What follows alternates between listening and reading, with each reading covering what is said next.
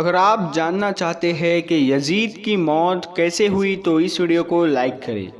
دوستو، کربلا کے واقعے کے بارے میں آپ سب تو جانتے ہیں، لیکن کیا آپ کو پتا ہے یزید کی موت کیسے ہوئی اور اس کی قبر کہاں ہے اور آخر اس کا کیا حال ہوا؟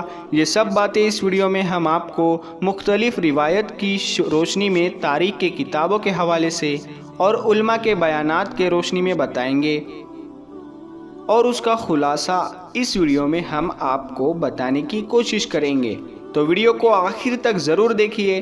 کربلا کی جو جنگ ہوئی ہے یہ یزید اور امام حسین کے درمیان نہیں تھی، بلکہ یہ حسینیت اور یزیدیت کے درمیان تھی، یعنی کہ یہ آپسی لڑائی نہیں تھی بلکہ نظریات کی بات تھی۔ اگر شخص کی لڑائی ہوتی تو بظاہر یزید جیت گیا تھا، بطور شخص حضرت امام حسین شہید کر دیے گئے اور یزید تخت و تاج پر قابض ہو گیا، مگر یہ لڑائی نظریات کی تھی اور اس لڑائی میں یزیدیت ہار گئی اور حسینیت آج بھی زندہ ہے۔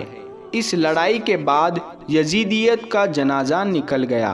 وہ تخت و تاج جس کے لیے یزید نے اتنا کچھ کیا تھا، اس کے اپنے بیٹے نے اسی تخت پر تھونک دیا۔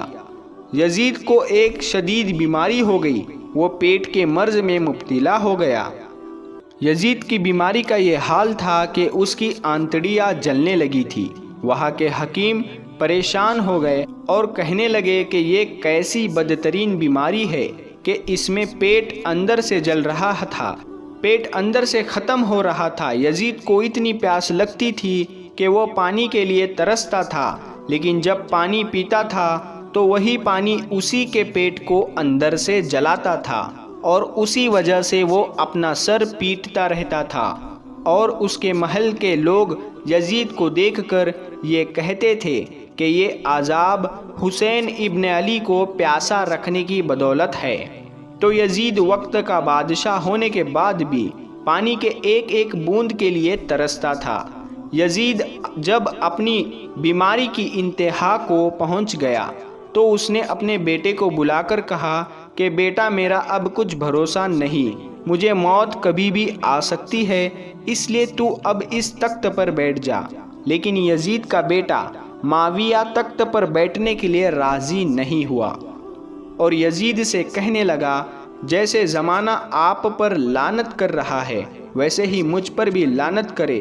نہیں، ہرگز نہیں، میں اس تخت پر نہیں بیٹھوں گا جو نواسائے رسول کے خون سے آلودہ ہو، اور میں اس تخت پر لعنت کرتا ہوں۔ اس کے بعد یزید کی بیماری اور شدید ہو گئی اور عرب کے ہر قسم کے نشے یزید کے سامنے پیش کیے گئے تاکہ یزید کو درد کا احساس نہ ہو سکے اور وہ ہر وقت نشے میں رہے اور وہ پیاس کے لیے تڑپے نہ۔ اسی نشے کی حالت میں یزید اپنے سپاہیوں سے کہنے لگا کہ میرا وہ بندر کہاں ہے جو ہمیشہ میرے ساتھ رہتا ہے؟ سپاہیوں نے کہا کہ شاید وہ جنگل کی طرف گیا ہوگا۔ یزید اپنے سپاہیوں کے ساتھ گھوڑے پر بیٹھ کر جیسے ہی باہر گیا تو گھوڑے نے نواسائے رسول کے قاتل کو اپنی پیٹھ سے گرا دیا اور یزید کا پاؤں گھوڑے کی رکاب میں پھنس گیا۔ وہ گھوڑا دوڑتا رہا اور یزید گھسیٹتے ہوئے اس کا سر ایک پتھر سے ٹکرایا، مگر وہ گھوڑا نہ رکا، یہاں تک کہ یزید کا پورا جسم پامال ہو گیا۔ یزید کی فوج نے جب یزید کی لاش کو دیکھا تو وہ کہنے لگے کہ حسین ابن علی کے خون کی یہی سزا ہے۔ یزید اس طرح بہت ہی ذلت کی موت مرا، جبکہ کربلا میں امام حسین کا روضہ چمکتا ہوا آج بھی وہاں پر موجود ہے۔ مگر یزید کی قبر کہاں ہے؟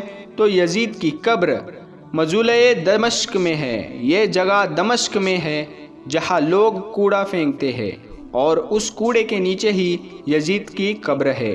نشان بھی نہیں ہے، لیکن اتنا پتہ ہے کہ اسی کوڑے کے نیچے ہی یزید کی قبر ہے۔